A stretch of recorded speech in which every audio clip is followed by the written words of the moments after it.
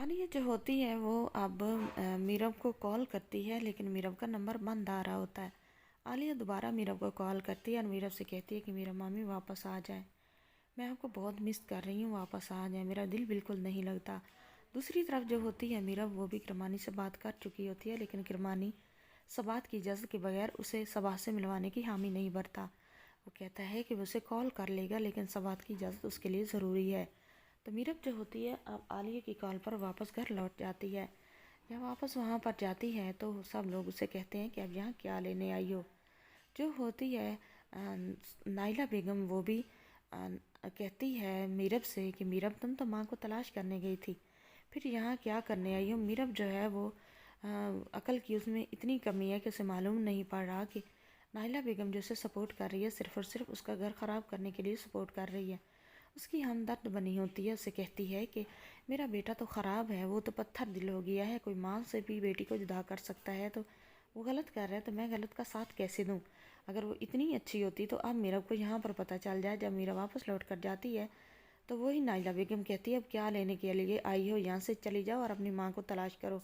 तो मीरा को पता चल तो जाता है कि जो नाइला बेगम है वो यहाँ से उसे रफू चक्कर करना चाहती है, इसलिए उसकी हमदर्द बनी हुई है।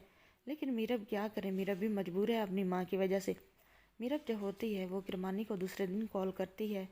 मीरब वहीं पर रह जाती है। वो सारे अली भी उससे बात नहीं करता और ना उसकी सास जो है उससे बातचीत करती है, ना उसका बना खाना खाते हैं। लेकिन मीरा वहाँ पर स्टे कर जाती है क्योंकि उसे पता है कि एक दो दिन तक किरमानी उसे कॉल करेगा और उसे माँ के लिए मिलने के लिए हमेशा के लिए चले जाना है।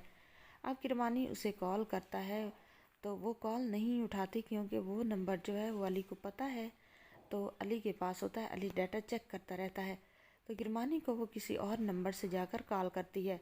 किरमानी जब कॉल उठाता है तो किरमानी कहता है कि मैंने आपकी माँ से बात की थी, वो आपसे मिलना नहीं चाहती, लेकिन आप फिक्र ना करें, मैं आपको ज़रूर उससे मिलवाऊंगा, आप बिल्कुल परेशान ना हो, अपना बहुत सारा ख्याल रखें और परेशानी ना लें। मैं आपकी माँ की बहुत हिफाजत कर रहा हूँ, वो मेरी माँ की तरह है, ये इंसानियत समझ लें, जो भी समझे, मेरा कोई गलत रिश्ता नहीं है, वो मेरी माँ की तरह है, आप बिल्कुल बेफिक्र हो जाएं। तो किरमानी की बातें सुनकर अब मीरब के दिल में किरमानी के लिए हमदर्दी पैदा हो जाती है कि कितना अच्छा इंसान है, एक पराई औरत की कितनी हिफाजत कर रहा है।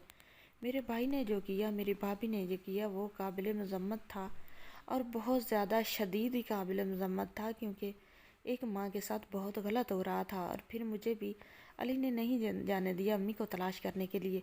तो एक यही इंसान, ये जिसे लोग गलत कहते हैं, ये तो फरिश्ता सिफ्त है, इसने मेरी माँ को प्रोटेक्शन दी, इसने मेरी माँ को फ्लैट दिया, इसने मेरी माँ को खाने पीने की चीज़ें दी, इज़्ज़त दी और घर में रखा। अब जो होती है मीरा, वो तो किरमानी के बारे में अच्छा अच्छा सोचने लग जाती है। अली का रवैया ही मीरा को किरमानी के करीब कर